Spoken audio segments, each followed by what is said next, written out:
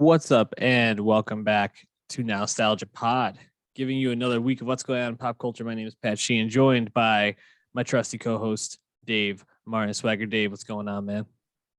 Trying to tackle the television gauntlet that was April 2022, baby. We made it.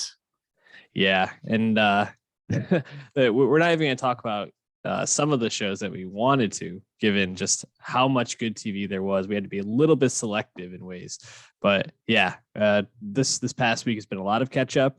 We're going to be talking even more TV next week, but just a lot of good stuff out. And I saw someone today posted a list of all the shows that they were trying to catch up on. They were like Pachinko, Tokyo Vice, Barry, Better Call Saul, like on and Atlanta. on. I was like, yeah, and I was like, man, it's not even like halfway through the year. Like, what a banner year for TV this has been so far. I feel like summer's not going to be too bad. My running list, it's not too daunting. So we're getting the work in, and then we're chilling in a certain sense. Not really, but hey, whatever. Well, we're going to be talking about a few TV shows today, a movie, and a couple of albums. So hit that subscribe on youtube.com/nostalgiapod, as well as on Spotify. Find us, Nowstalgia Pod, and give us a 5-star rating. Let's start with a guy who feels like we're talking about him pretty consistently, Action Bronson, who, I mean, since we started the podcast, has released 4 or 5 albums now. I think we've talked about 4 of them, though. I don't know if we talked about Blue Chip 7000 back in 2017, but White Bronco, Lambs Over Rice, Only for Dolphins, and now Cocodrillo Turbo. Yeah. I mean, this guy he seems to be leaning more and more into his like zaniness, and I really just love it because I really don't think there's anyone that makes music quite like Action Bronson right now.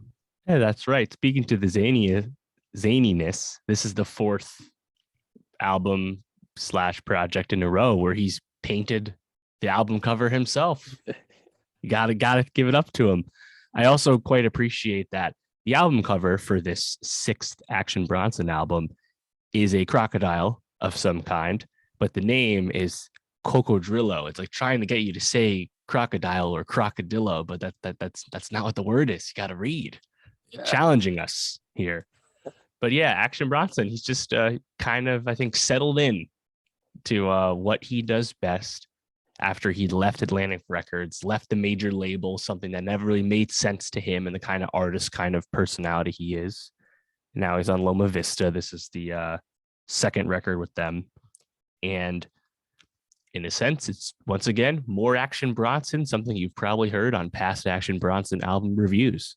But if you're a fan of his, and you've probably been listening to him for some time, that is not a negative. That is kind of the point of listening to Action Bronson. I want him to do what he does because what he does is very funny and enjoyable usually. Yeah, it's funny that he is probably a artist that I think of as a singular personality, and that personality shines through in his music and everything he does, but it still really just feels not only authentic, but really interesting. I think about kind of what we got on the last album, right? Which I think we liked a lot.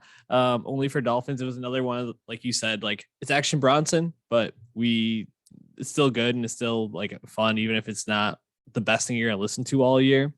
And that felt a little bit more Latin influence. You think about a song like Latin Grammys, which is directly relating to that, but also just like maybe a bit grander at times. Like GoldenEye felt very like operatic in some ways, and this feels Cocodrillo Turbo feels a little bit more like grounded, if that's the right word. It's like really biting a lot of samples of blues, like old school blues sound.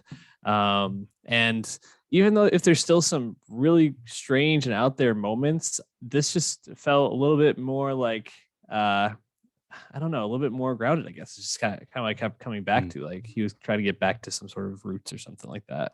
What do you think of it?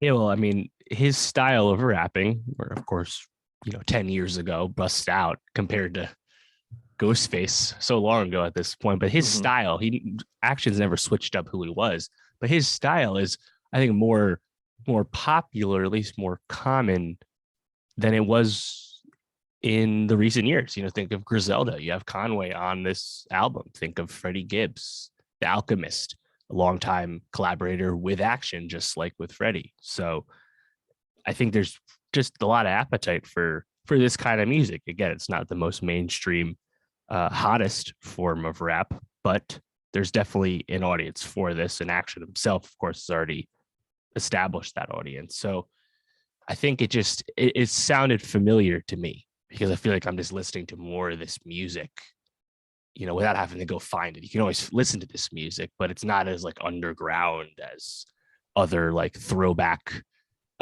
indebted New York hip hop has been more recently. So I think there's a lot of classic hallmarks of what you associate with Action Bronson, which is namely just kind of like random references that are just kind of off the wall, pulled out of nowhere. Sometimes they're just straight up non sequiturs. I think those are the songs that may be more challenging just because like, they might not make a lot of sense, but hopefully they're making you laugh. Like on Tongpo with Conway, you have just a random line that's so Action. Bitch thought I was Craig Biggio, but I am not ho. Like who else would ever think to say that? Yeah. He he has a bunch of like really funny lines like that. There's a line on Jaguar that just out of nowhere, he rhymes shore with shore, but he says, I'm positioned at high ground covering the shore. Your bitch got a face like Pauly Shore, which I don't know why, just really like made me laugh. Like I also liked I forgot which song it was, but I wrote it down. I feel like Cuomo, I see titties. I'm like, let me grab them. Oh okay. God. Yeah, he's just going for the political discourse. Queens rapper. There you go.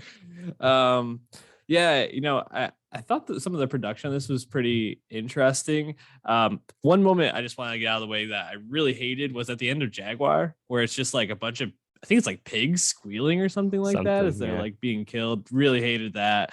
But otherwise, I thought there was some like really like fun production on this.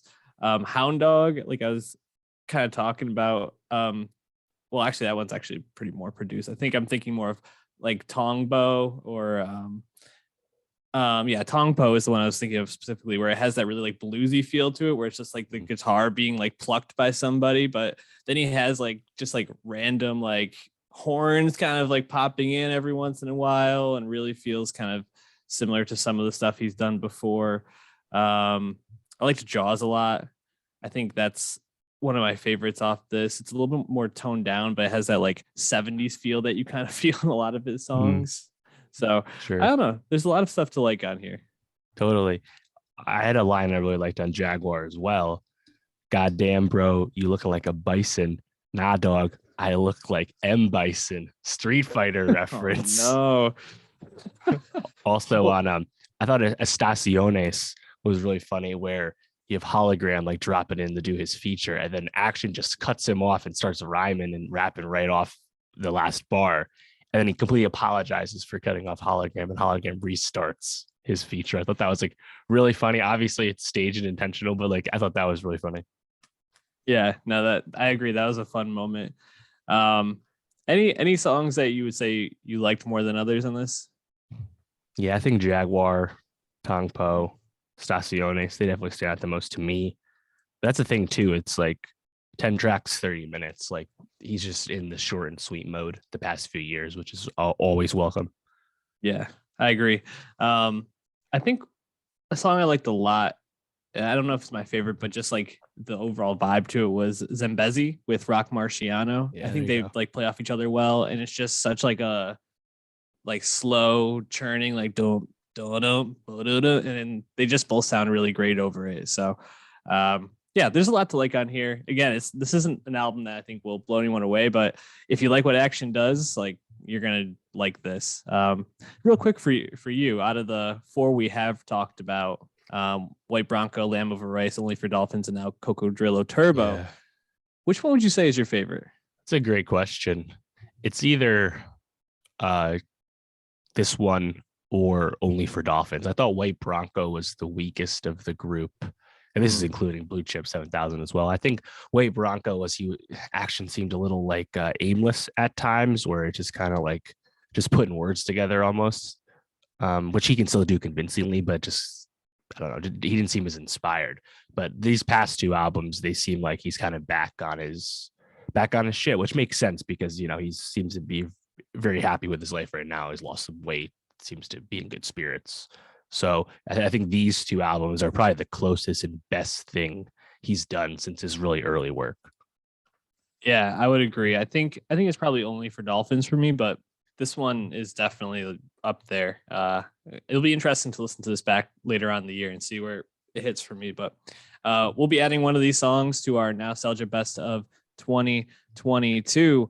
Let's keep it moving to someone else that we haven't heard from in a year or so. I guess 2 years now. 2020, I think, was the last time Kehlani dropped an album with It Was Good Until It Wasn't, which I don't know if it was on either of our top albums of the year, but I know that Grieving made it on to at least my honorable mentions, if not my top 10 from that year. A song with James Blake that I really love. Listened to again today, listened to a decent amount. It's on one of my favorite playlists I have. It's always great. And Kehlani just feels like an artist that's been consistently interesting and like part of like the consciousness, but maybe not like leveling up in the way that I had expected her to. But every time she does pop up, I'm like, oh yeah, she's really, really great. Where does she sit kind of in your like sphere of female artists right now? That's a great question. Blue Water Road is her third album, but she also has 3 mixtapes. So it's really her 6th, official release. And she's only just turned 27. So she's really been popping since she was a teenager. It's been a long time, almost 10 years. So there's a lot to go on. But in that sense, she kind of predates like the modern like female R&B wave that we have right now. And I don't necessarily always think of her when I think of the current like female R&B wave. But she's right up there. She should be right up there because I think she has the versatility and variety in her catalog to this point that not all of her contemporaries have, when that's including male R&B singers as well. And I think that's what's so appealing about Kehlani is like she can really switch it up and go in different directions. And that's what's so appealing. So I definitely think she's one of the best. And it's interesting to note that most of her like chart success, most of her hits or platinum certifications, that was all early part of her career, to be honest, around like the first album, 2017. More recently, she's kind of slowed it down a little bit more, gotten more artistic, gotten more personal, and it hasn't been as successful on the charts, even if she's still having like big first week sales and stuff. So it's kind of interesting to see how she kind of goes up and down and moves as she really seems to make the kind of music she wants to make, because there's quite a bit of range already. Yeah, I think that range is displayed fairly well on this album.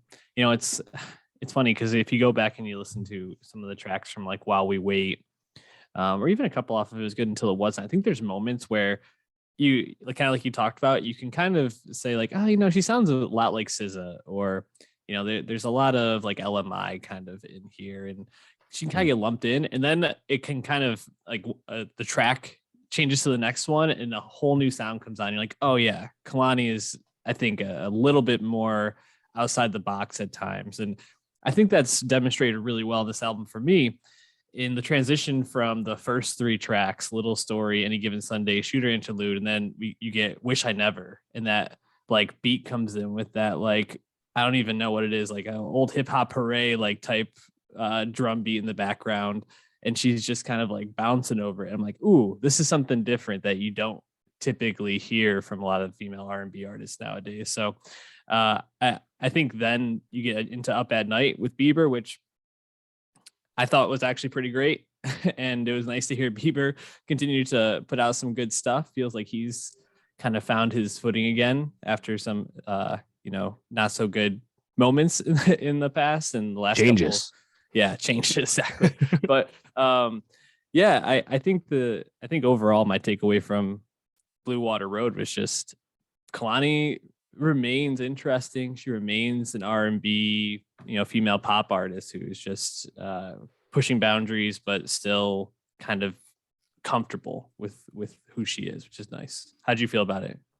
Yeah, I liked it quite a bit. I think there's the range is on this very album, and you have great examples of, I think, various eras sounds Mm. in the Kehlani catalog to this point.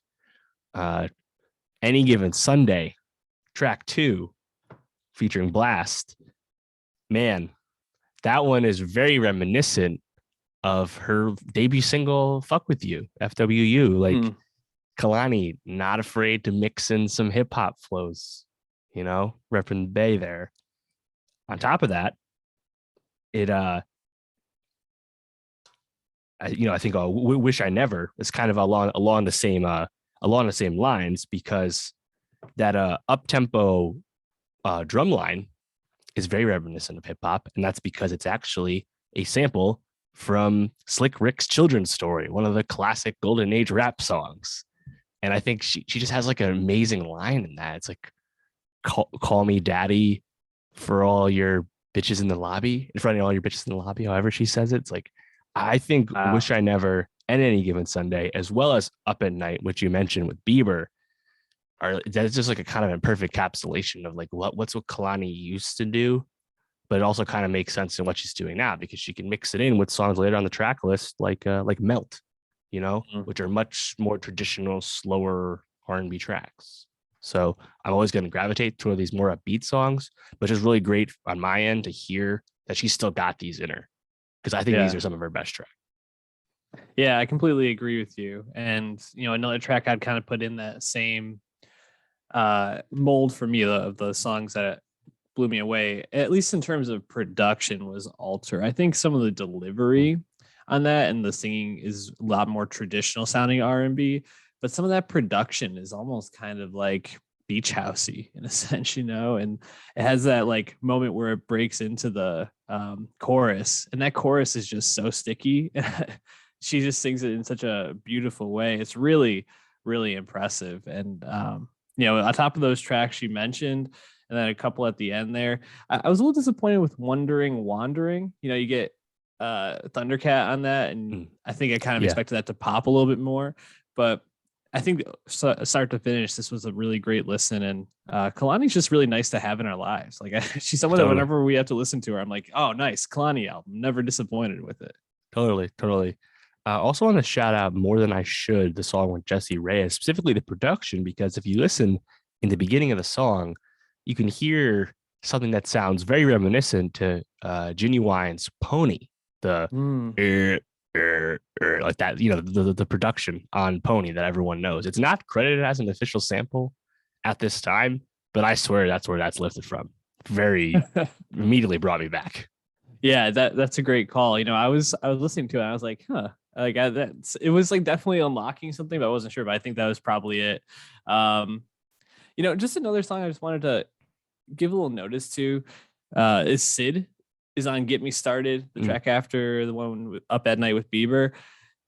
A bit bit forgettable for me out of I yeah. think all the moments with guests on this. The Jesse Reyes track you mentioned, I think even some of their like back and forth and the way that's produced with their like vocals interplaying is a lot more memorable. But Sid almost kind of like came and went on this for me, and I was a little disappointed.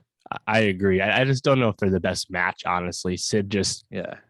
by design doesn't have a bite like that, Yeah. whereas Kehlani has a lot of bite. I just don't think they didn't juxtapose each other, I think, the way they thought it would. So yeah, I wasn't a big fan of that one either. Um, any other thoughts on this? I mean, we're gonna probably add one or two songs to the playlist, but any other thoughts? No, I think it's quite good. I hope Kehlani continues to stay mainstream. This is another Atlantic release. She's still, and hopefully this gets more promo than her last record did, where she had kind of some back and forth with the label over the release timing and stuff like that. But I mean, if we recall, like, due to all her connections and all that, Kalani's had some big features recently on some great tracks. They look no further than the Charlie Puth joint, the Cardi song, Heebie Jeebies with Amine, Playing With Me with Kyle. Like, she's got some big features. Of course, the Suicide Squad song is a monster track. Like, I'm looking forward to hearing more of her on other people's music too, because she's also proven that she's a great guest. Yeah, absolutely. Kehlani's fantastic. Go check her out. The songs we had from her album onto our Nowstalgia Best of 2022 playlist on Spotify. Let's move from music to TV, where The Offer dropped its first three episodes. We're going to be talking about the first two today. As we mentioned, there's a lot of TV to get to this week, and they were trying to stay on top of, so we weren't able to watch all three of these. But I think Paramount Plus. I think you kind of get the gist from at least the first one or two of what this show is going to be like. The Offer detailing the making of a movie I think some people have heard of, The Godfather from 1972. What's that? Yeah, right. I actually was watching The Godfather this weekend because Paramount was just playing it over and over because this was going on. And man, it really does suck you in. It is such a rewatchable movie from any point. I think the point I tuned in on was Michael at the restaurant when he kills. Yes. Yeah. And it just Salazzo and McCluskey. Yeah. Just such a tense moment. And then like everything after that, it's like, oh yeah, this scene's coming up. I'll just stick around for the next 20 minutes. Mm-hmm. Oh yeah, this scene's coming up. There goes 3 hours. Yeah, exactly. You don't talk to a guy like Mo Green like that. Oh man, such great delivery. Love that line. Anyways, this mini series is being created by Michael Tolkien, and it's starring Miles Teller, Matthew Good, Juno Temple, Dan Fogler, a couple other people. Colin Hanks might be a name people recognize from this, but I kind of expect a little bit more. I've only seen the first episode. Dave's seen the first two. I kind of expect a little bit more from this. I think you have such a great idea, right? The making of this movie that has so much drama around it, so many different aspects. You have so many stars around it, so many big names. And obviously they try to work in some nods to the actual film. But something about it just was falling a little bit flat for me in the first episode. And I was a little bit not totally taken by it. You've seen too. I'm wondering if you, maybe it's a little different after the first episode, but I wasn't as captured by this as I expected to be. How was your experience watching? Yeah, I agree. This is a major letdown for me for a few reasons. Also, this series is going to be 10 episodes, which just immediately feels way too long and padded out and unsatisfying. Don't know if I'm going to make it through those. But the problem, the reason The Offer is so disappointing is because, as you said, the appeal of this subject of this series is so strong. The making of The Godfather is so famous for how troubled it was and how close this movie was to being shut down, and Coppola being fired, and Robert Evans, this huge personality as the head of Paramount at the time. Like, there's so much, and of course the literal real life mafia's involvement on the periphery. Like, there's so much real life interesting drama here that's been well documented in academia to this point.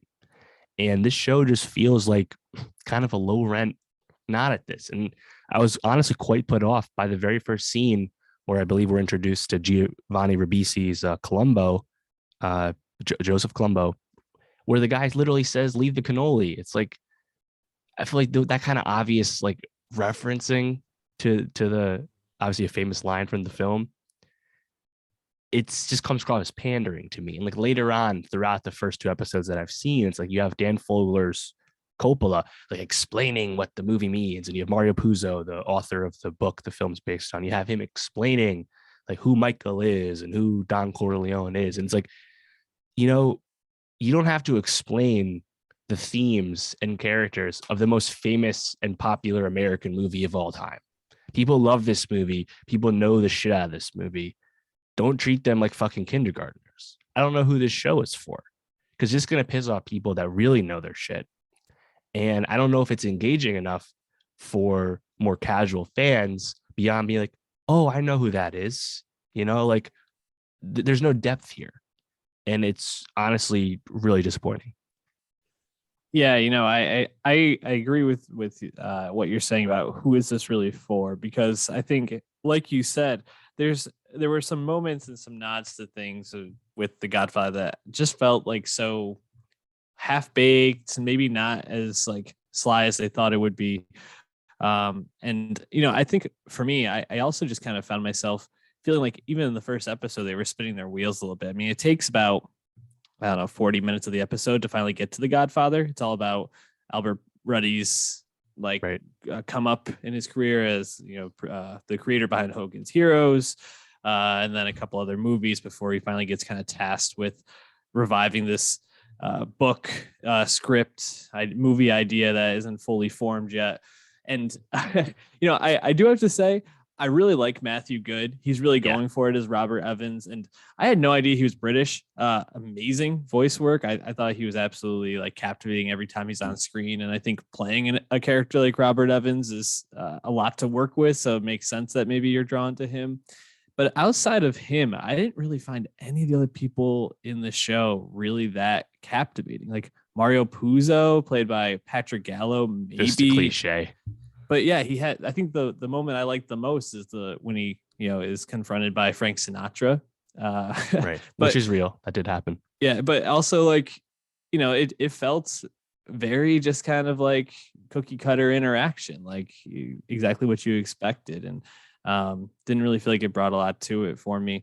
Another moment I liked, I do want to say, is when you get, I forgot who it was playing Redford. Just like interesting to see. He looked like Robert Redford too. That was good. He did. I was pretty impressed. But outside of that, I didn't really find too much of this to be that interesting. From the second episode, what moments really stood out to you? Yeah, second episode, that's where we meet the guy playing Al Pacino. Of course, this is young Al Pacino. Like Panic at Needle Park hasn't even come out yet, so he's really just the theater presence in New York. I think the performance is all right. I mean, this is kind of like the soft-spoken Al, It obviously this way before Hua Al, but like it's all right. He definitely looks like him, and we haven't met the actor who plays Marlon Brando yet, but Justin Chambers. Yeah, but episode 2 is just kind of more of the same. Like we're taking our time here, and like it's weird to feel like this show would spin its wheels about anything because there's such true drama in the reality of what happened, and we're just not getting it. Like I think Miles Teller's like voice accent he's putting on it is all right, but the performance itself, he's just kind of like sleepwalking here as Al Ruddy. And in general, I think a lot of like insider people have kind of taken issue with how Ruddy centric this film seems to be. Either way, I don't mind them taking liberties. I know like the timelines of when things are happening are very jumbled, but like Juno Temple, I think she's pretty fun as the secretary to Ruddy. Saw it, fine performance, but like it's a nothing part because it's a secretary in the fucking 70s in Hollywood. Like obviously it's nothing part. Like they didn't get to do anything. So and I think honestly it's probably the most offensive performance to me. I think Giovanni Ribisi is very miscast as Columbo. Yeah. I don't like the accent. I just don't find him commanding. Like, he can look up what Columbo looks like. It's not like he's like that far off, but he just doesn't. I don't think he has the right energy here. And from what I've read, and for people that have seen further on, like some of the other people that are going to be portrayed, like Joe Gallo, for example, are just like super cliche and stuff. So I'm just very disappointed in it just because I had so much expectation for it, knowing about the drama. It's, I guess not everyone knows about the drama the way everyone knows about the movie itself, but like I feel like going in, because I had some prior knowledge, I'm even more disappointed by just how cookie cutter it sounds and feels. Yeah, I agree. I'm trying to think of like some things that maybe where I found redeeming about it. I thought it was pretty funny, the scene where Ruddy has to go in and pitch why they should make The Godfather, how he's going to do it, and he's like, I'm going to make like a icy blue nightmare of your life or something like that, and everybody like loved it. I thought that was pretty funny and just like this absurd but probably fairly accurate way of like how some of these things got done back then, and probably still do at times. Right. Like, just like this one line pitch can make such a difference. Who plays Ruddy's girlfriend? I'm forgetting, but I don't remember. Yeah, but she feels like every time she's on screen, she's like the owner of a hotel, and Teller ends up hooking up with her like right away. She feels like she should get to do more, but she's just kind of like the sidekick to Teller. And yeah, I think that's another difficult part of this, right? There's so many like people to follow and things to kind of keep track of, and I don't know if the show does a great job of like investing you enough to like keep track of who all these people are outside of the guys that you obviously know already. So this might not be one that I want to come back to. How are you feeling about it? Yeah, I agree. In terms of like things I like, just kind of like minor things. Like I feel like Michael Rispoli, who's been in tons of things. We know him recently from Rudy Pipolo on The Deuce. He's cast as Tommy Lucchese. He's like, yeah, a very convincing mobster. Nice job there. I liked when we get first introduced to Francis Ford Coppola. You see in the background, completely unsaid, you actually see like George Lucas chilling there in the back of the office. It looks just like young George Lucas with the glasses and the hair. I was like, oh, nice touch there. If you know, kind of thing. Yeah. But like, I just feel like dramatically, and like the screenwriting it's just so rote. It's so basic. It's very, very disappointing. Honestly, at this point, I'm just invested in the film that's being developed around this subject that was announced about a year and a half ago called Francis and the Godfather from Barry Levinson, with Jake Gyllenhaal playing Robert Evans and Oscar Isaac playing Francis Ford Coppola. Please make that. Yeah. I think with that talent, you're obviously going to want to watch that one over this. But, Paramount Plus wanted to get it out there. Don't blame them at all. Any last thoughts? I mean, I'm ready to move on to something a little different. I'm out. I would just say watch The Godfather again instead. Well, Dave, I watched the first 2 episodes of Under the Banner of Heaven on FX, starring Andrew Garfield, Wyatt Russell, who, great look for our Captain America 2.0. What was his name in that show again? I was just gonna say, fuck, I don't remember the name. Yeah, I don't remember what they called him. Patriot? No. Man. Breaks bad. Valentino shows up at the end. We know who he is. We just forget the name. His name was John Walker. I just don't remember what the superhero name was. U.S. Agent? Is that his name? Hold on. I'm going to look it up as we go. Really bad start to the segment. But yeah, I mean, a couple of other things that you've seen him in recently. He was just called Captain America. But yeah, U.S. Agent was who he was by the end when he's recruited by Olivia Louis-Dreyfus. So anyways, getting back to this, the comeback for Daisy Edgar Jones, Sam Worthington. So a couple of the comeback for Sam Worthington, my guy. Right. I guess the next like big thing we've seen Daisy Edgar Jones in, right? After Normal People. So a lot of intrigue around this, adapting a John Krakauer book from the early 2000s, based on a true story about the juxtaposition of the rising, or I don't know if that's the right word, the growth of Latter-day Saints religion, and then this murder from, I believe it was late 90s. So 80s, 84. Sorry, 80s. Sorry. So a lot of, there's a lot going on here. I think maybe the place to start is like, you don't get Andrew Garfield on TV too much. How did you feel about him in these first 2 episodes? Did you like his performance? How were you feeling about it? Yeah, I quite enjoyed Andrew Garfield in Under the Banner of Heaven to this point. I think he's a very convincing detective character, sure, but I think he's very convincing for this specific character, which I believe is just a fictional character for the sake of the story, not from the actual real life. This detective character, Garfield's great at this because he brings like the humanity that he always wears on his sleeve in all of his roles as an actor. He brings that to this character so perfectly because that's who this character is. This is a character who's very devout in his Mormon faith and his personal beliefs, and shows his true feelings when he's doing his job as an investigator, as a detective. And I think Garfield's a perfect fit for this kind of character, this kind of role.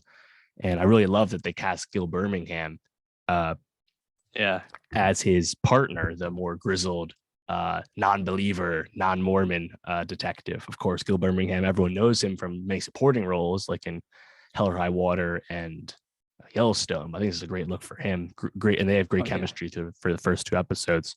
But yeah, I think Garfield doing TV, leading role. I think he's perfectly cast for this kind of story, which I think kind of gives you a lot of the things you probably associate with these kind of like true crime miniseries, which is kind of the True Detective, the vibe, right?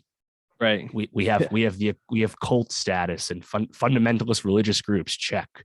We have Yeah. crisis of faith between the detective. Check. Like it's all the things. Starring movie stars. It has all the things we associate with True Detective and the appeal of that as a series, as a true crime series. This one just so happens to be based off real events from a John Krakauer book. John Krakauer, the author of Into the Wild and Into Thin Air. This is probably his third of his three big works. So I think it's a very appealing miniseries, and I think just having this kind of examination of the Mormon faith and the relationship with more fundamentalist groups, I think is obviously always prescient. But the fact that we're getting this tackled by Dustin Lance Black, someone raised Mormon, who also happens to be an Oscar-winning screenwriter, like there's just a lot of pedigree going on here. Yeah, I agree. I think Garfield is really good. I think what's tough is sitting with these characters who I may not totally align with their their perspectives on things. LDS ideology may not be the best fit for me, and it's funny because I feel like Garfield the whole time. Like if you're watching on YouTube.com, the picture I have in the background, he's looking so distressed, or the picture that Dave has is the cover, and he's like rubbing his hands on his forehead because he's so stressed out. And that's just him like these first two episodes. He's just so stressed this whole time. I'm like, damn, this guy really is going through it. I mean, given he witnesses and is investigating a grisly murder of a woman and a young child. So understandable that he might be feeling this way. But yeah, the way everything is kind of funneled through this lens of LDS really can be just like a turnoff to me at points. But I agree. I think it's still really interesting. And I think one of the most interesting aspects of the LDS aspect of it is how they're juxtaposing him, who is very devout, but not, I wouldn't say fully extremist, with these people who are like Right. overly devout, extreme LDS, like very rigid fundamentalist thinking. Yes, exactly. And how they perceive these things. And he's like, oh, I can't even get to the level of like what they consider a devout person in this. So I think that's pretty interesting to examine. And then I wanted to ask, like, Daisy Edgar Jones, how'd you feel about her in these first two episodes?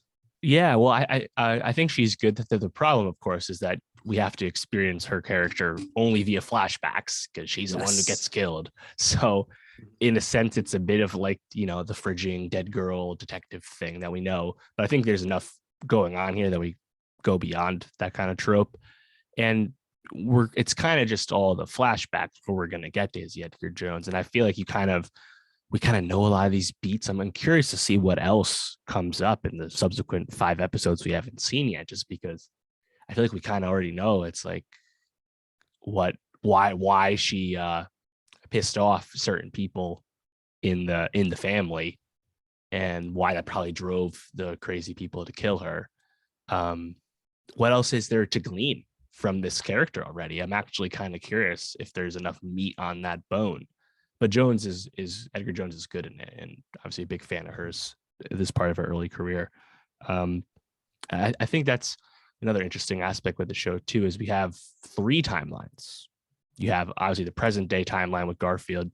You have all the flashbacks with the family, learning more about them, and I think that's important context, especially the way it's kind of being told.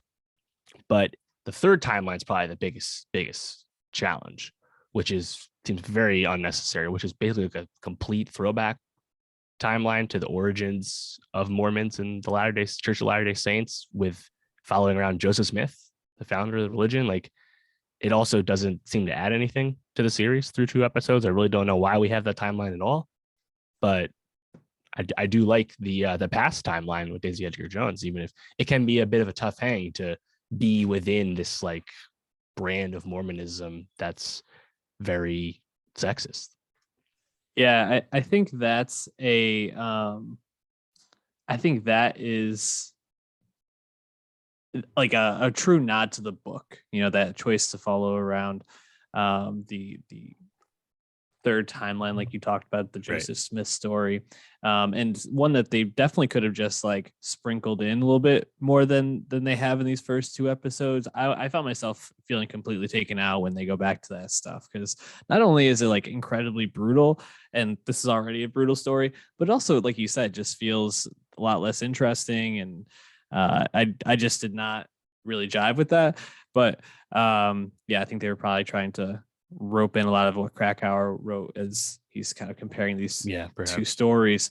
You know, there, like we mentioned, there's a bunch of other people kind of as these supporting characters: Sam Worthington, Wyatt Russell, the guy who plays the husband Alan, Billy Howie gets a lot of time in these first two episodes. Who stood out to you the most so far? Right. And Rory Culkin as well, the youngest Culkin Yes. brother. So I mentioned Gil Birmingham already, but of the other Laffertys, this family, the Utah Kennedys of as they're explained to us, it has to be Billy Howie for me, man. Alan, the one whose wife and child get killed. Because in those confessional scenes where he's just talking on the bench in the station to Garfield, that dude was like Michael Shannon in those scenes. I don't know if Yeah. you noticed that, but he sounded and had the mannerisms of Michael Shannon, which is a big compliment, obviously. I thought he was awesome in that. Billy Howie, he's been around. He was in Outlaw King, which of course was the most recent movie from David Mackenzie, who directed the first two episodes of this series. Yeah, I thought Howie was the clear standout. Sam Worthington, honestly, just happy to see him in something more high profile. He hasn't been around too much recently. Of course, he'll be back soon in Avatar 2, but that's a conversation for another day. Yeah, no, I agree. I think Howie clearly stands out. Like you mentioned, his mannerisms are so perfect, and like it really, just like they really capture you. They really grab you, and it feels very convincing the way he's kind of talking about all this stuff. I found all of that to be really great. I have to say, I think Wyatt Russell also, especially in episode 2, has a couple of moments where you Yeah. start to see him kind of getting to show off a little bit. And I think just the way that when the dad leaves, how much he shifts and changes, and you kind of get more of the backstory about what kind of guy he is from his wife talking with Daisy Edgar Jones. Yeah. I think that's all really, really interesting, and kind of seeing that Right. character arc is cool to me. Well, that's also what I appreciate about this show is it's very unflinching in its portrayal of the Lafferty family. It's like, in a sense, there's an objective way to tell this story because we're at the center of a real life crime here. There's a true crime angle to this, but the show is unflinching in its portrayal of the issues with the Mormon faith, or at least fundamentalist aspects of the Mormon faith. And I appreciate that, again, like Dustin Lance Black knows a thing or two about that coming from that world, and he's bringing that to us as the showrunner here. But I really like how they're kind of just putting on blast and making you think that these people are clowns, these people are jokes, and they're frauds. And you even have like Garfield, Detective Pyre. He's basically like, he just kind of like shakes his head when he hears these like ridiculous, like crazy libertarian views of law and taxation and stuff. And it's like, I like how they just don't hold anything back. They just kind of blast these people. Yeah, no, I appreciate that too. Yeah, it's definitely a show that has caught my interest. I'm looking forward to working my way through this. I think it's only like 6 episodes or something like that. So Yeah, I think it's 7. So there's 7. 5 more.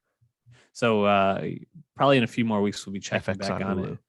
But give us your thoughts. Drop them below in a comment on what you think so far about Under the Banner of Heaven. Now, Dave, let's move on to another crime story, Tokyo Vice, which Yep. wrapped up its first season. And I say first season, maybe only season. I don't think we've unclear heard at this time. Yeah, been renewed yet as of recording. But I found this to be a really, really fun watch. I think at times a little bit like wheel spinny and maybe not as propulsive as some of the early episodes were in the middle of the season. But overall, I think there's a lot to like about this season.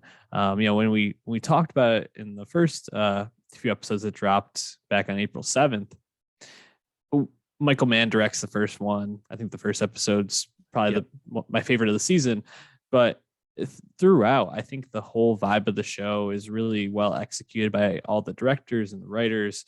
Elgort's great. Ken Watanabe's great. Yeah, and I also have to say I really like the guy who plays Sato. I think he's really good this season. But Sho Kasamatsu. Yes. So there's a lot of really good performances. How did you feel about this first season of Tokyo Vice? Yeah, so I enjoyed the show, and I think, and I'm happy I enjoyed the show because the show does fall off a little bit from a really strong and engaging start. Part of that, of course, is just Michael Mann's doing it, and his visual style still more or less holds true throughout the whole series, which is great. I'm really glad that he was able to kind of establish the series, even though he wasn't going to direct the whole thing, but he was still an EP of the whole thing. And the issue, though, is like you said, the plot gets a little, I don't want to say convoluted because it's actually not that convoluted. I think it's almost smaller in scale than you're initially led to believe because there's some threads that are introduced early on that are kind of dropped or ignored. The suicides and some ancillary characters. It's kind of left where it is. That being said, though, I still really enjoy the show because the acting's strong and the world building is just really impressive. And crime story set among the world of the Yakuza. I mean, yeah, it's great. Like, sign me up. Yeah. And all the exterior shots look awesome. Just like being in Shinjuku, Japan is great. And watching Tokyo Vice while I'm also watching Pachinko, I think is very instructive because they're coming at two different times, distinct times for Japan, modern day Japan specifically, at the start and end of that lost decades period after the Japanese economy collapsed. So Tokyo Vice, we're kind of in the resurgence of Japan as Pachinko. We're about to go into the downfall, right? Like it was really cool to see these two worlds portrayed at the same time because I'm watching both series. But I mean, even though the plot isn't super engaging, I don't know. Like I feel like we kind of get set in our ways kind of early with Jake, with Sato, with Katagiri. Like that's still okay because I enjoy all the performances. Elgort did not get in the way with this. I think he did a really good job. Thoughts about Elgort's side. Like I think he did a good job, and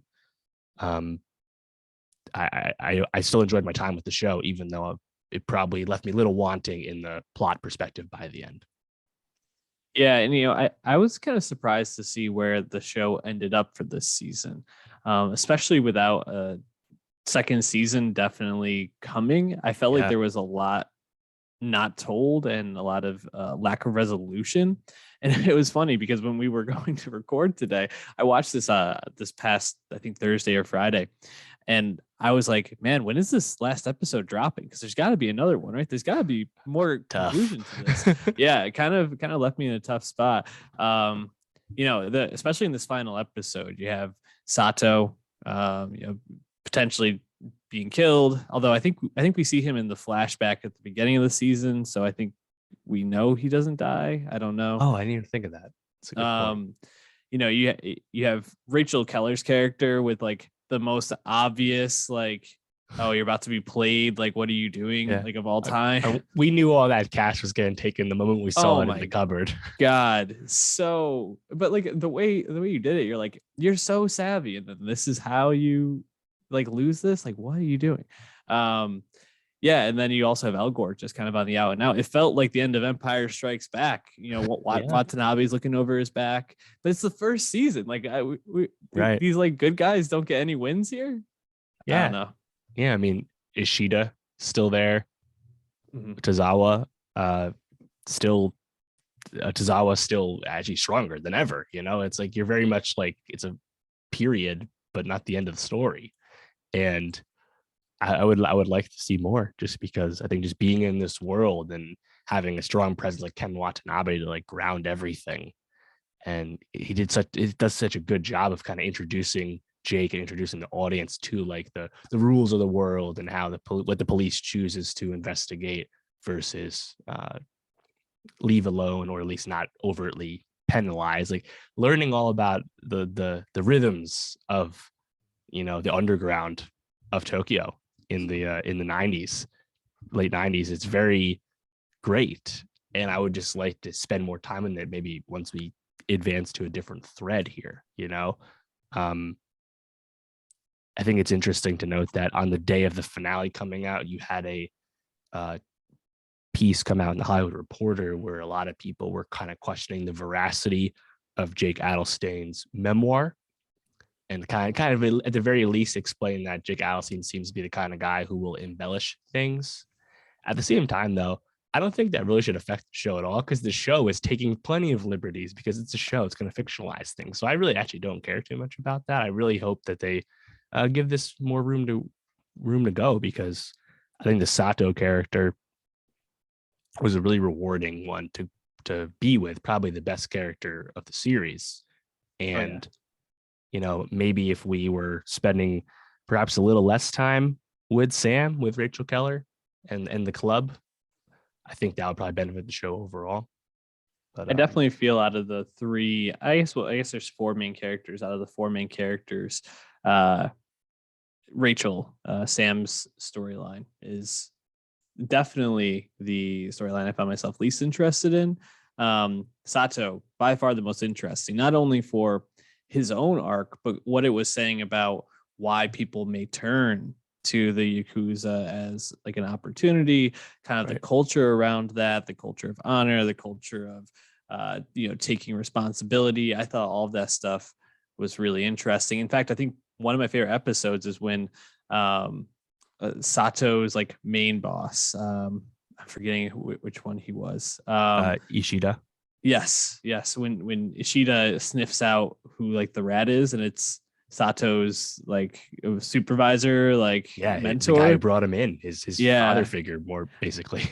And that like standoff on top of that roof, I thought was really, really tense and just one of my favorite moments. And the way that he sacrifices himself to not make Sato make this horrible choice that he had to make was really, really just really like captivating. And then when it comes to Jake, I think the thing I like the most about Jake, outside of some of the stuff with him and Ken Watanabe, I think it's just him exploring the city. Him just going around Tokyo, going to nightclubs, like going to the batting cages with his friends, like having drinks and dinner with people. Like I found all that to be a lot more interesting, like that world building you talked about, than a lot of the like chasing stories and stuff like that. So I don't know. Right. I was just so much more taken by the actual like cultural aspect of it than I think some of the storytelling by the end. And that's why I think there's interesting potential for a second season, because Miyamoto's dead, the other detective character we came to know, and we have this Ishida Tozawa like war about to blow up, right? But you would hope that like another season would still make room for all those other things that you just laid out. And you can introduce other characters. Perhaps the Sam storyline is ended, and then she's less of a presence. I don't know. I feel we're kind of committed to a lot of things, though. Still, to get the Yakuza conflict about to kick off. Sam at her lowest point. Like, I feel like we're kind of committed to a lot of things, so that if they do make a second season, it probably won't go as far away from this first season as we perhaps wanted to. Yeah. Either way, though, I did like just kind of seeing Jake do things. Like one of those nightclub scenes, you got to really see how tall El Gore is. He was towering over everyone. He's like over a head taller than everyone on the floor. But I loved, just because I'm a big NSYNC fan, I really love the interplay between Jake and Sato in the car about Backstreet Boys versus NSYNC. NSYNC are the copycats. And later on in the episode, they pay it off, something I did not see coming.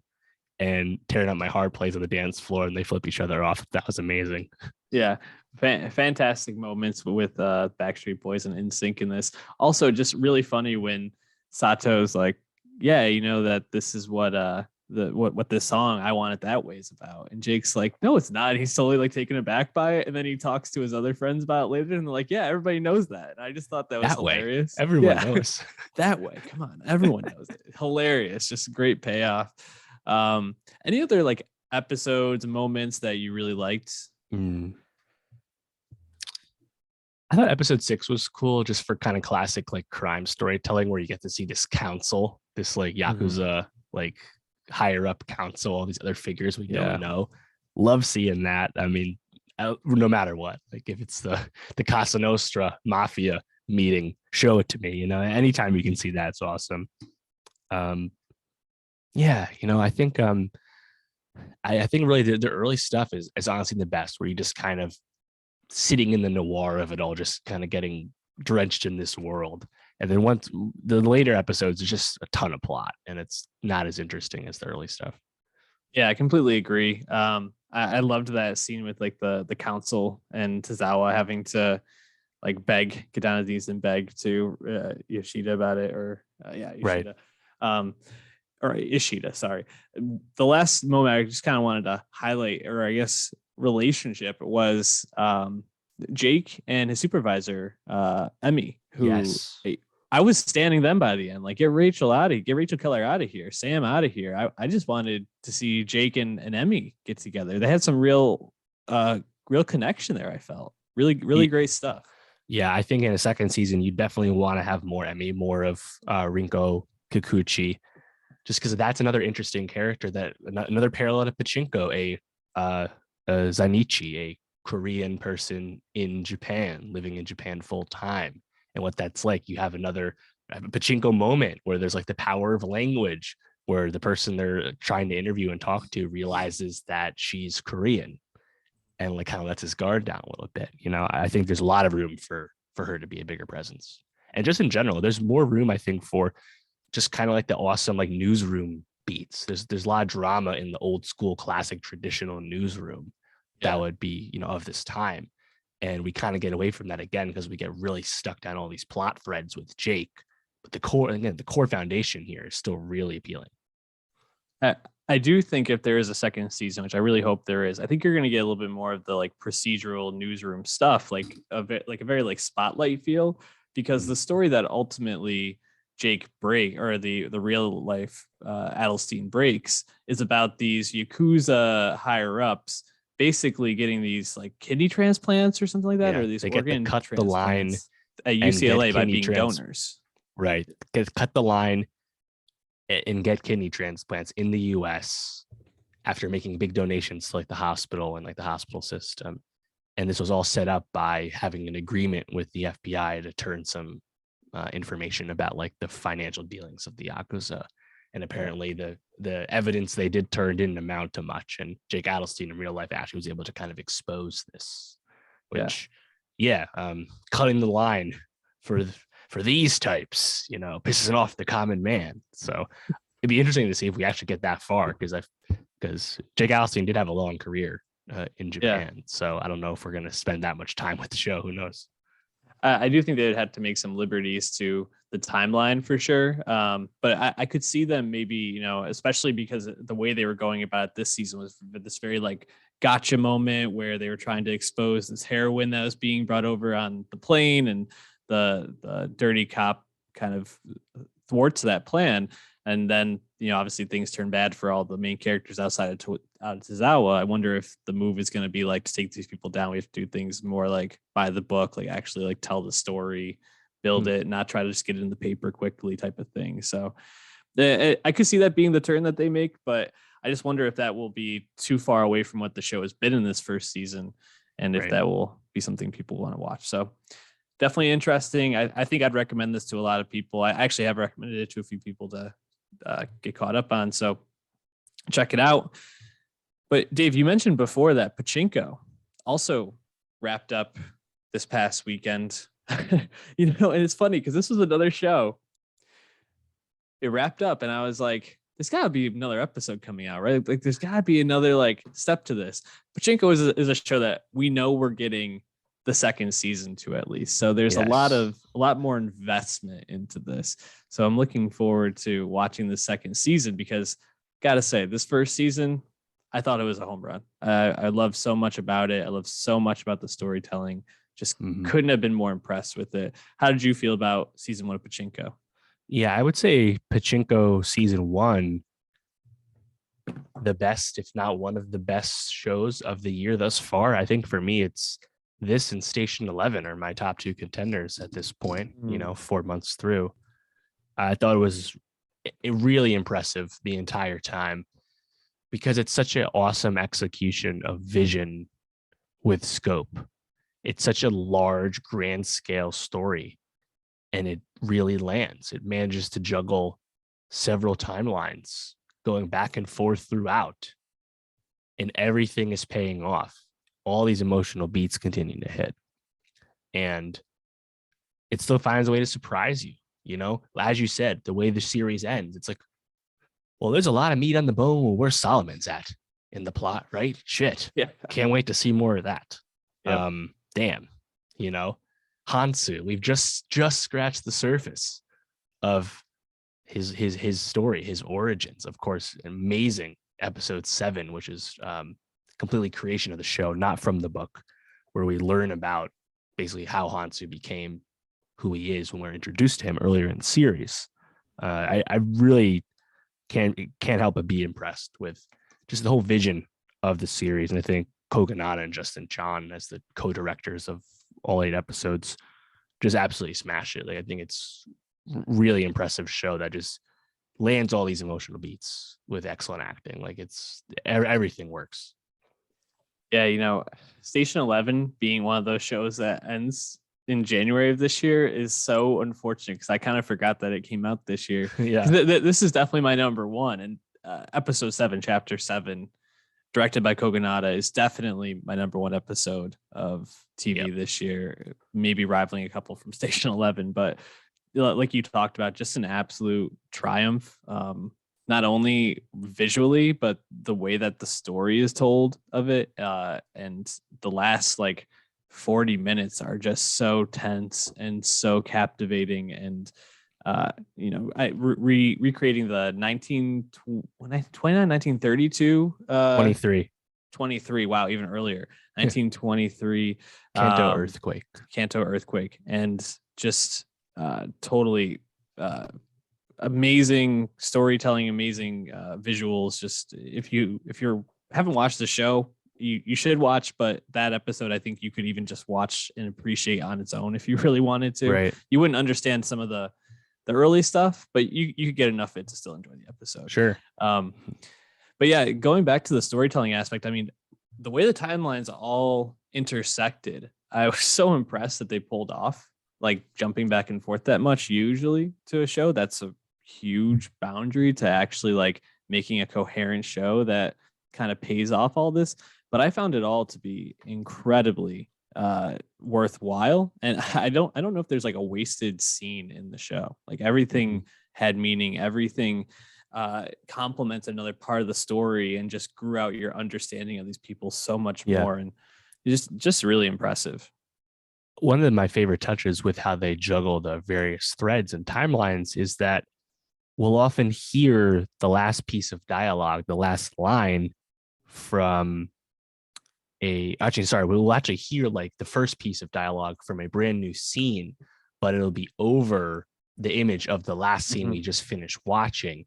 And every time that individual piece of dialogue is applicable to the scene we just watched and the scene we're about to watch, and goes into this whole theme of the power of language that is so central to Pachinko. Obvious note, of course, the subtitles for us non-Korean and Japanese speakers are color coded based on when they speak Japanese versus when they speak Korean. And it really hits home the meaning of the intentionality of when they switch what language they speak, again, for us non-speakers.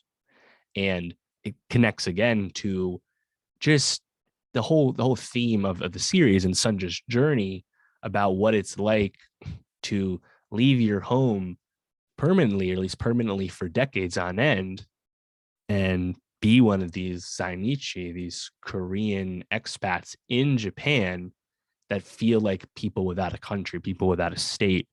And they do such a good job with everything on the present day timeline with Solomon because of that, the grandmother character, the woman who won't sell her house to the bank that wants the land. And you learn about the power, the simple power of white rice made actually from Korea versus in Japan, and how it means so much to Sunja and the other woman. and Solomon can't tell the difference, right? I just really like how they weave everything together with like the true sense of community and the power of language, because everything just pays off and it's set up throughout multiple episodes throughout the course of the series that all these, these things really land. And I think if there's one thing that I perhaps liked just a little bit less, it would be the other aspect of Solomon's plot, which is what's her name? The Anna. Yeah, the stuff in the hospital I thought was still effective and very emotional, but I just wasn't quite as invested in that plot the way I was everything else Solomon was up to and everything Sunja was up to across time. So that's my only note, I guess. Yeah, Hana is a interesting character because she's kind of this almost like spectral character in Solomon's life, and kind of this, like, you don't really understand why she's in the show until about I think episode like 6, when you get that flashback into like what she actually was to Solomon. And I didn't know if I think her character was almost more of just a plot mover or a character development device for Solomon, trying to like get him back to his roots and back to like who he was and how he's become this like businessman who is in some ways very much in line with his family history, right? With Hansu's like personality, and kind of how he developed this like cold-hearted, very like business like demeanor from being this very sensitive, kind, caring person, right? And how life has kind of like beat him down, and how these women in their lives were kind of this like sensitive aspect for him, but or for them, I should say.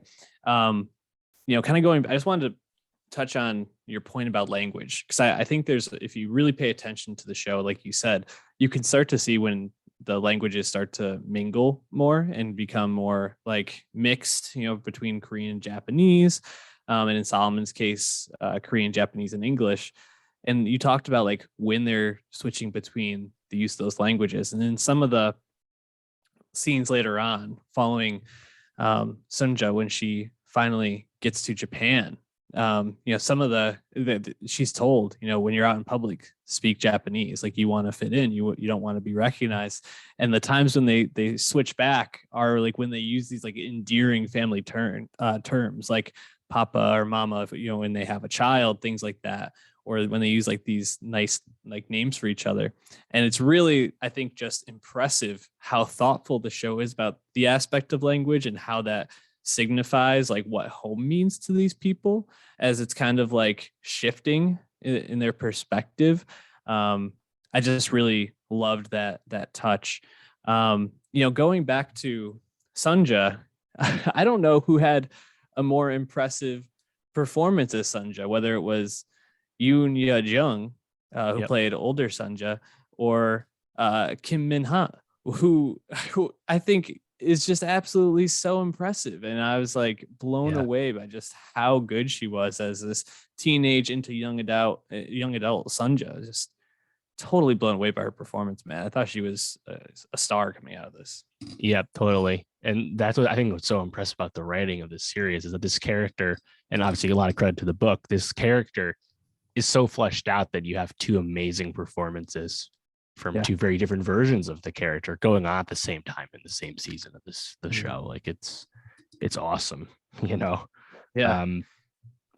And there's a lot of meat on the bone for season 2. Like you just say, pay attention. Like there's just kind of references to what happens to Noah, the Sunja's son, technically with Hansu, we know something bad happens, but we haven't seen it yet. There's a lot more to learn about. And we're right on the precipice of the present day timeline where Japan's economy is about to collapse. There's references to this period about to start earlier in the series, where they talk about Japan's economy being on track to surpass the United States and Japan becoming the wealthiest nation because the bubble hasn't burst yet. And we get some more further references to that, where the other character, like developer guy, speaks to Solomon about how the dominoes are about to fall, but we haven't seen that happen yet, right? And man, like I'm just kind of blown away at like the possibility for a season 2, because this first season was so great. Yeah, I think season 2 has a ton of potential. Can't wait to see it.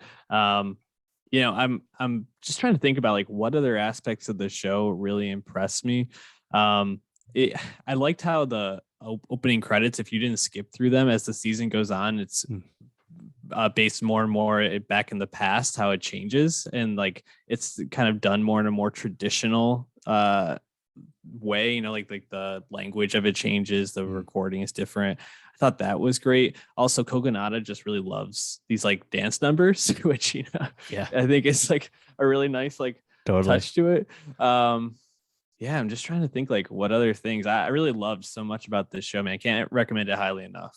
Yeah, I mean, come to think of it, we've discussed 3 shows today that have a huge component of gender roles. Yeah. Under the banner of Heaven, Tokyo Vice, and Pachinko, like so much lately. But Pachinko just really nails everything. It's marvelous show. So looking forward to that second season. And just like you have episode 7, not from the book, that's perfect evidence that they can make a second season with less reliance on the novel, because they've already did that. Yep. So the potential is really enticing. Just speaking real quick to one thing I thought was really impressive, and that it kind of speaks to the detail of the show and the building of the stories and the characters, is I think it's like episode 3 or 4 when Kyung Hee dies, and they have the priest come over to like say a prayer and speak, and Solomon later on is like, sorry, I can't be that priest that you like so much. And Sunja is like, he just reminds me of somebody. And at that point, you haven't met her husband, right? So right. when it finally comes around, and you like, or you might have met him, I think he's like boarded at the house at that point, so you don't know that they're going to get together, and then he becomes this priest later on, or this like spiritual leader. You're just like, wow, like that little like line that reminds me of somebody just pays off so well later on in the season. And it's just so well done. The storytelling of this is just next level, dude. Similarly, great like stuff. we're introduced in the present timeline where Sunja's taking care of Kyung-yi, and then Kyung-yi passes. She's bedridden and then dies, and it's just introduced as like someone from her past that she's taking care of, like an old friend or something. And then we actually realize through the flashback scenes later, when Sunja goes to Osaka, like we learn so much more about how integral Kyung-yi was to Sunja's life, and making it through. So and there's just so much intentionality. It's awesome. Yeah, that scene between Kim Min Ha and Felice Choi, who plays young Kyung Hee, where they talk, or Kyung Hee is talking about like how inadequate she feels next to Sunja, because Sunja does all these things, and Kyung Hee's been there for like a year and a half or however long, and doesn't know how to like do a lot of the things she does, and like just how she sees her like role in that country and in that world is so just so well done and like moving. And man, there's so many aspects about the show you could just look back on and be so impressed with. So highly recommend it. I think this is probably going to be on both of our top 10s of the year, safe to say. But we're not done there, Dave, because you putting in that work made it to a movie this past week. Tell me about it. Yes. So I just saw Petite Maman, the new film from Céline Sciamma, the French director, who, of course, made a lot of waves with her previous feature film, Portrait of a Lady on Fire, which is a masterpiece, an amazing film.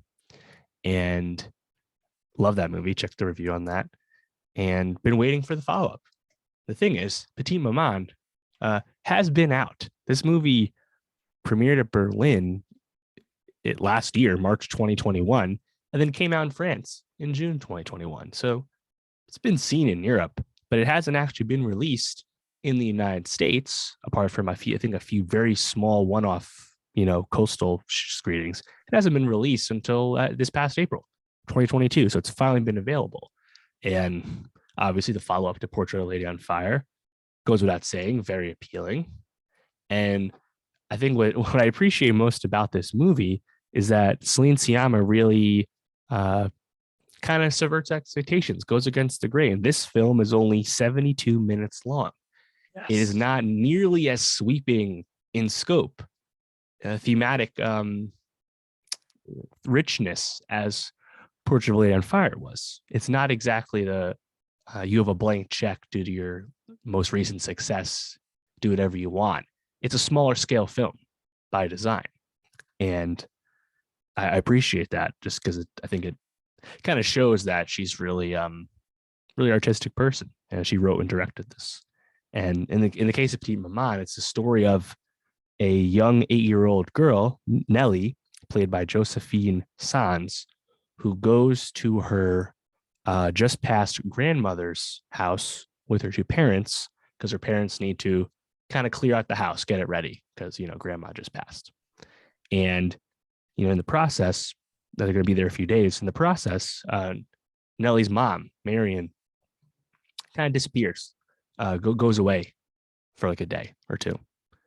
And around the same time, Nellie encounters in the woods another girl that looks just like her, also named Marion, and kind of starts like filling in these gaps about like the, as you can suggest by the character names, as you can suggest by the title of the book, title of the film. It's her mom as a kid, basically, kind of a high concept film, and they build a fort together where, Nellie's mom built a fort back in the day as a kid, because again, it's at, her childhood home. And we kind of like go back and forth through these like, I don't know, these realms basically where Nellie and like young Marion will like go back to the house, but now like grandma's alive because it's like in the past. It's kind of like a like a flashback science fiction-y almost thing, but like there's no like science fiction actually going on with the movie. It's like all, I guess, in her head or in her experience. And it's kind of like a petite little movie about kind of like how you learn about your parents. And it's I think it's a really interesting movie and not what I expected. Obviously, it's the follow-up from Portrait, but I appreciated how much she was able to get into this movie in only 72 minutes. And I would definitely recommend it as it becomes available. It's a Neon release, so it eventually will go on to Hulu, I'd imagine. Yeah, I definitely want to check out. And I just love that idea. Like you mentioned, it's a little high concept, but I think those like themes are so interesting. And I really also love that she kind of continues to center like female relationships at the center of her movies. Seems like that's a lane that she wants to continue exploring in different ways. So I hope she sticks with that. Yeah. I think in the press notes, they've been talking about how Miyazaki was a inspiration for Sciamma. And like, I think the parallels to My Neighbor Totoro are very, very evident if you've seen that film. So yeah, definitely like kind of like a fable type story. I'd recommend it. Nice. I think that's going to wrap us up there for this week. Dave, what do we got for next week? Yeah, so next week, of course, Marvel Cinematic Universe wrapping up Moon Knight on Disney Plus. That's one thing, but back on the silver screen, first time since Spider-Man No Way Home, Doctor Strange and the Multiverse of Madness coming out. Cameos and references galore to be expected. So we'll have a lot to discuss there, I'm sure. Also, Winning Time, Season 1, ending on HBO. And then a quartet of anticipated new albums from Sharon Van Etten and Arcade Fire, Jack Harlow, and LMI. Very excited about all of those albums. We'll be talking about all that and more. Subscribe, youtube.com/nostalgiapod, and follow us on Spotify. Catch you next week.